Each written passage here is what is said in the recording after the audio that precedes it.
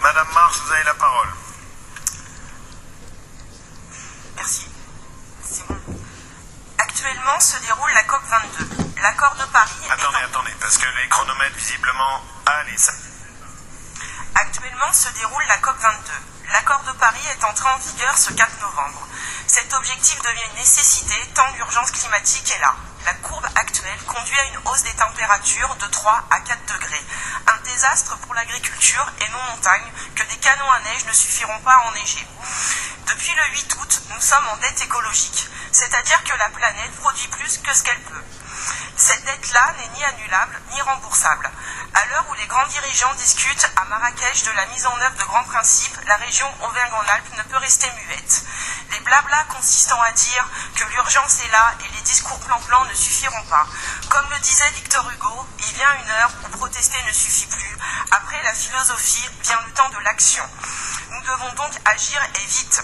C'est de l'intérêt général humain dont nous parlons. Si nous décidons de rien aujourd'hui, cette crise touchera tout le monde, qu'ils soient allocataires du RSA, privés d'emploi, salariés, élus régionaux, députés et même milliardaires.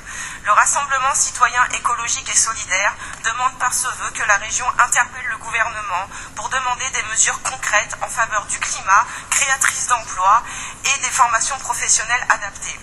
Nous proposons de nous appuyer sur le scénario Négawatt qui propose des économies d'énergie et d'ailleurs comme M. Étienne Blanc tout à l'heure lors du débat du DOB a dit que la région faisait des économies que la région, consommait moins. Nous sommes ravis d'apprendre que M. Étienne Blanc est favorable au plan Négawatt.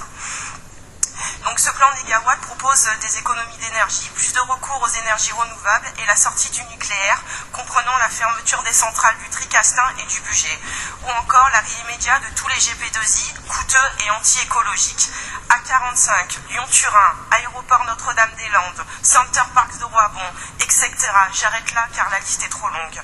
Il faudra aussi refuser les traités internationaux, CETA, TISA et TAFTA, au profit de la relocalisation des activités, privilégier le rail à la route, la rénovation thermique des logements via un plan national et chercher l'argent nécessaire là où il se trouve via une lutte déterminée contre la fraude et l'évasion fiscale. Je vous remercie. Merci beaucoup.